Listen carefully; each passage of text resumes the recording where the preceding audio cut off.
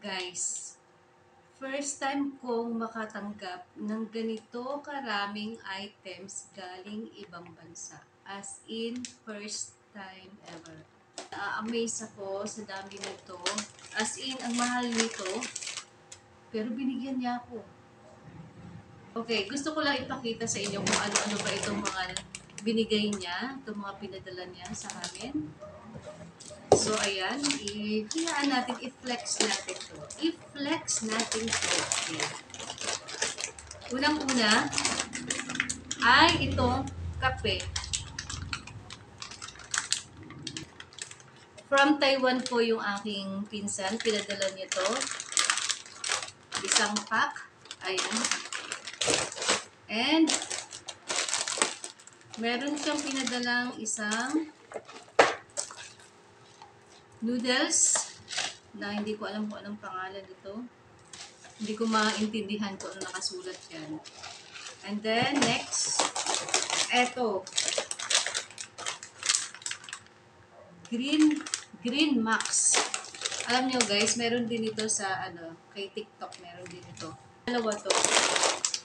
Dalawa tong binigay niya. Kaya yan, sobrang salamat sa iyo, pinsan. At ito din, meron din ito kay TikTok. Meron din ito.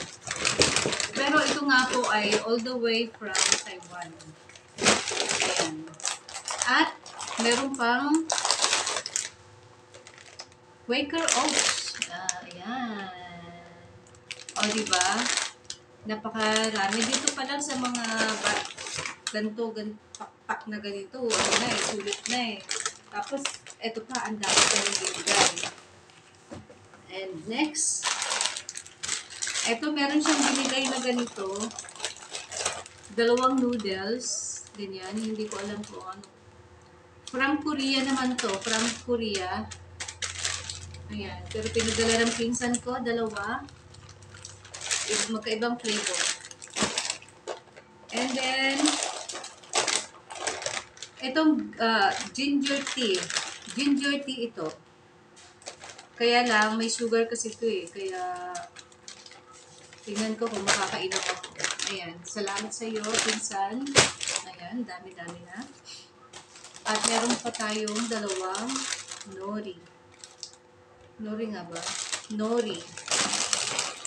And meron pang dalawang wafer na peanut ang palaman. Ayan. Tapos meron pa tayong Coffee Mate. O, diba? Ang dami. Coffee Mate. Ayan. Ipakita natin. Ayan. Ito na guys, ha. Meron pa tayong Coffee Mate. And then, meron pa tayong isang magpatawag dito. Basta. And, meron tayong tuna.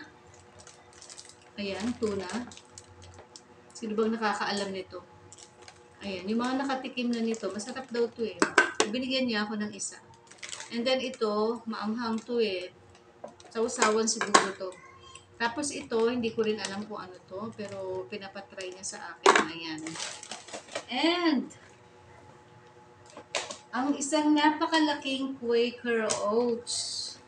Ayan o. Ayan. Ito, sigurado sa akin ito mapupunta. Bilang tayo po ay naglilimit ng kain. At, meron pa tayong natanggap na Lux.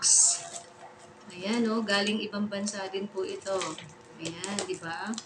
Napakarami. And then, itong pangkilay, ito ay para sa pamangkin ko at ito para sa nanay ko. Kasi kilay is like sa dalawang yun. Para sa kanila to. So, ayan guys. O, di ba? Ang dami. First time ever ko talaga nakatanggap. Kaya naman, natutuwa ako na i-share ito sa inyo guys. Ayan. At meron pa. Hindi lang ito ang meron. Meron pa akong isang bag. Ayan, isang bag. Diba? Sobrang nakakatuwa naman itong pinsan ko.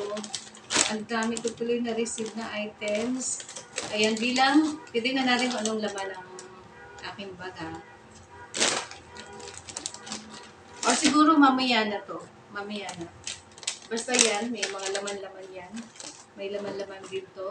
Or sa next video na lang kasi masyado nang mahaba. So, ayan guys, ang dami.